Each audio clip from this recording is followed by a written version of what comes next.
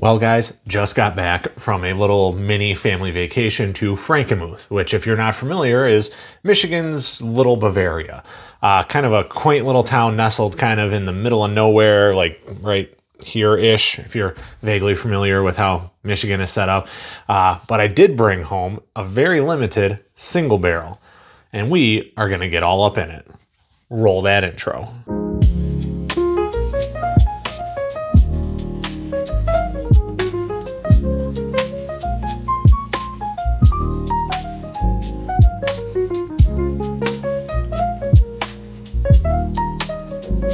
Hey guys, welcome back to T-Rod Whiskey, the internet's most okayest whiskey review channel.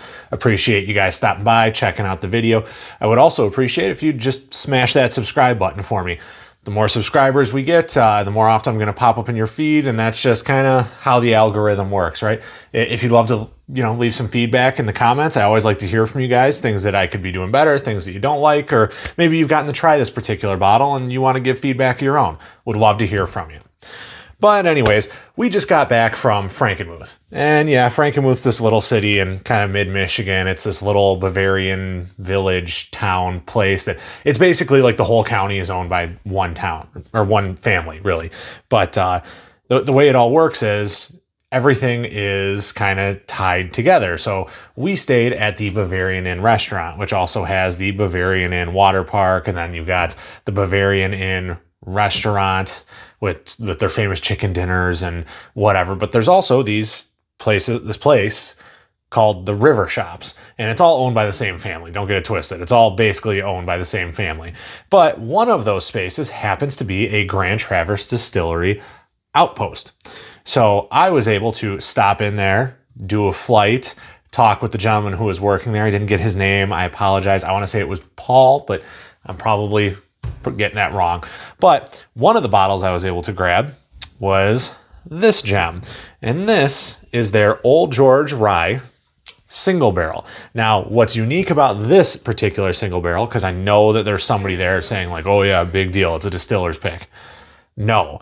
So what they just did is, I believe they have like 5 or 6 different tasting rooms spread out throughout Michigan, where each different tasting room got its own unique single barrel, either their bourbon or the Old George Rye. Obviously, Frankenmuth's tasting room got the Old George Rye. So this is 100% rye, cask strength, clocking in at 132.9, so just a frog hair under that 133 point. It was barreled on March 16th, 2018, and bottled on May 13th, 2025. So just a smidge over 7 years old. Now, one of the really cool things about this is, you'll see, maybe if you guys can read, I don't know, it says Frankenmuth Parks and Rec. So $10 from every bottle sold from this particular barrel is getting donated to the Frankenmuth Parks and Rec program, which goes to support things like Little League Baseball, keeping up the parks, the playgrounds, things like that. So that's just an added little feel-good tidbit. If you didn't already have reason enough to buy a GTD single barrel, that's just a little incentive. Something else worth noting, I thought was really cool, they've actually lowered their prices. So at a time where whiskeys are kind of costing a premium right now, and we're seeing, just a ton of bottles hit the market at that 100, 110, 120 plus price point, Traverse is actually lowering their prices. So this one was only $70. I know some of you are probably saying, oh, only 70, no bottles worth over 50. Well, agree to disagree. But it's a good cause. It's a great single barrel. I like the distillery. I make sure I stop by the tasting room whenever I'm there. And we're going to get into this one and kind of see what it's all about. So if I can get this open in a timely fashion. Let's see. Oh, yep, this one's going to work for me. Okay, cool. The foil off. We got our new favorite whiskey glass. And fresh pop. Ooh, that was a good one. All right. So, 7-year-old, 100% rye. And this is just a cask strength, 100% rye, distilled here in Michigan, aged here in Michigan. Yeah, this is all GTD's own stuff. So you guys, you can tell just how dark that is. Like, that's just a really dark, like a super dirty bronzy color. But we're going to go ahead and swirl that around, get it nice and oxygenated, get it to open up if we can. Seems really viscous in the glass already, which is good. full disclosure, I did taste this at the tasting room before buying it because I was up in the air over this one or a very limited bottle of 12-year-old American single malt that was a pet project of the former distiller at GTD, who unfortunately he passed away a couple of years ago due to brain cancer. But after tasting the two of them, I'm not a super big ASM guy just yet. I do like single malts, but I'm a big Old George fan. I have probably 5 or 6 bottles of Old George sitting on the shelf now, various different finishes, Amburana, Vino di Naranja.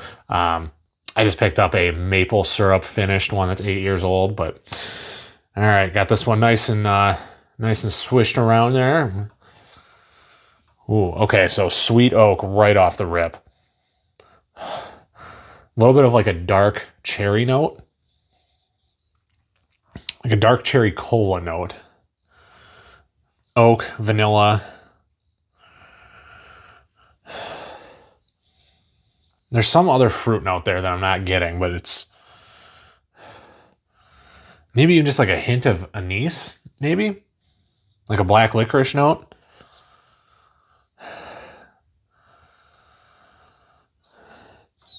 The oak is really present, which is a good thing. I like that. But now we are going to go in for a sip.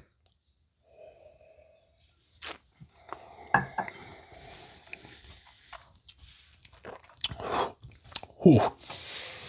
Yeah. Okay, so it's a little punchy up front, but it's 133 proof. So first sip, I was expecting it to kind of smack me in the tongue a little bit. I did have a pour previous to this, but it was only 100 proof. So this is great. A lot of dense rye spice, some raisins, caramels, the oak. Decent amount of oak on this, actually. Kind of surprised, but I feel like I shouldn't be.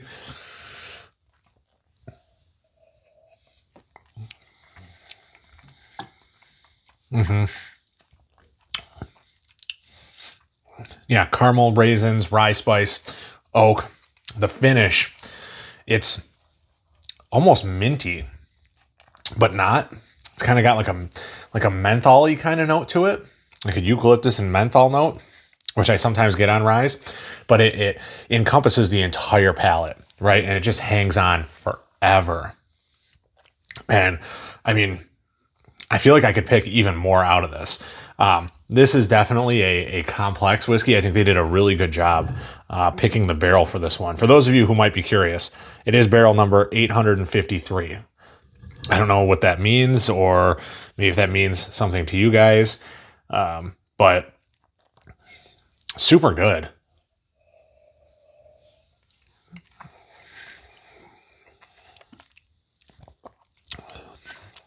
Yeah, rye spice. A little bit of like, there's another layer of spice there. I want to say it's like Japanese 5 spice. I don't know, there's that little bit of anise at the back end.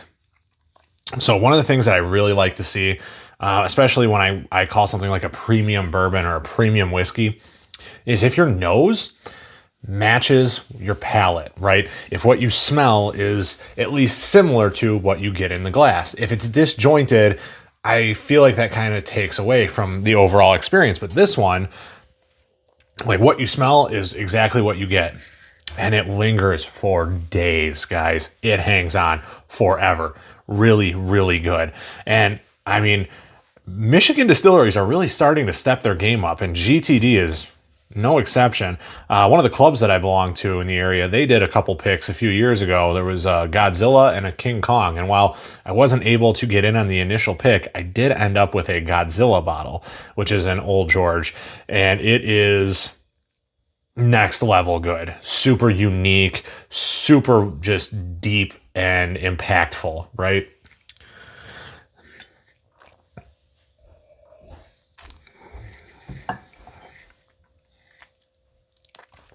I will say this is definitely a rye drinker's whiskey. If you don't like rye, you're probably not going to like this one. So the real question is, where do I score it at? For me, taking the proof price point into account, I'm going to go with a solid 8.5. I think this is a banger. I think it's really good.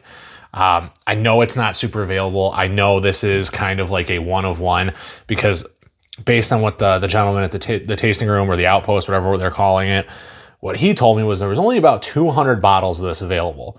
So that is both the super cool thing and the semi-annoying thing about single barrels is they're super limited, which it's like, oh my God, yeah, I have like a super limited bottle, but the bad thing is it's a super limited bottle, and the odds of me being able to drive, 90 minutes to go get another one, or them to even have another one the next time I can make it out that way, pretty slim. Now, that said, the great thing is distilleries are always putting out great barrels, right? I'm a firm believer there's always going to be amazing whiskey. There's always going to be really old whiskey. I like to open my bottles. That's why I open this one for you guys for the review. I will definitely be sharing it with friends. I'm not somebody who likes to hoard their whiskey to themselves. Now, full disclosure, doesn't always, happen as often as I'd like, but what are you going to do? So anyways, I'm not going to keep rambling. 8.5, I think it's awesome. I think for $70, you're getting a superb drinking experience. It's right at that $10 per year mark, which is right where I like to stay. Reasonably accessible, and hey, it's a Michigan-based distillery, which is just another box checked for me. So until next time, guys, I appreciate you stopping in, and we'll catch you next time. Cheers.